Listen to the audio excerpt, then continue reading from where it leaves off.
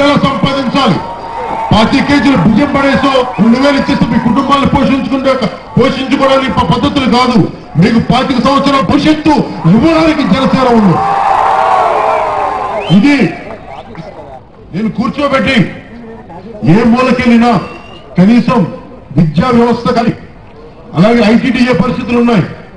వాళ్ళు నేను ఎంతమంది గిరిజన యువత మాట్లాడుతున్నప్పుడు ఎంతో టాలెంటెడ్ యువత ఉన్నారు. వాళ్ళకి ఎంతో లబ్ధి పొందాలి, వాళ్ళకి లబ్ధి చేకూరాలి నుంచి ఒక్క సరైన అధికారులు కూడా వాళ్ళకి బలంగా అండగా నిలబడే అధికారులు లేదు. దాని తగ్గట్టుగా ముందుకు ప్రయత్నాలు లేవు.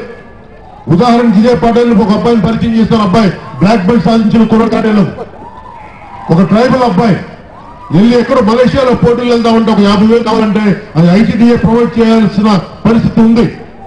కానీ ఒక టాలెంటెడ్ ఒక గిరిజన యువకుడిని నిరాకరించి ఆ అబ్బాయిని ఒక భవిష్యత్తులో ఒక గొప్ప క్రీడాకారుడిగా ముందుకెళ్ళలేకుండా చేసిన పరిస్థితులు. మాట్లాడే వాళ్ళు ఎవరు లేరు. ప్రతిపక్షాలేమో చట్టసభలకు వెళ్ళరు.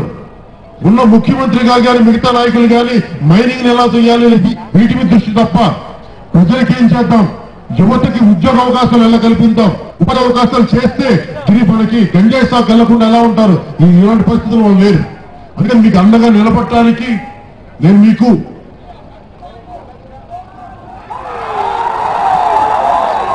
ఇది కడుపు మండిపోయాం, విసిగిపోయాం. మార్పు రావాలి. ఒకవైపు ఇంత యువత ఉన్నారు. మేము నిజంగా పదవులే కావాలి నాకు అంటే నేను పార్టీ పెట్టక్కర్లా.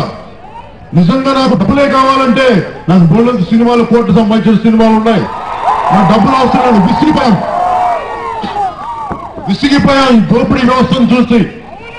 అడ్డమలుగా మైనింగ్ అని చెప్పి నేను చెప్పాను ఆ రోజున మనకి పాడే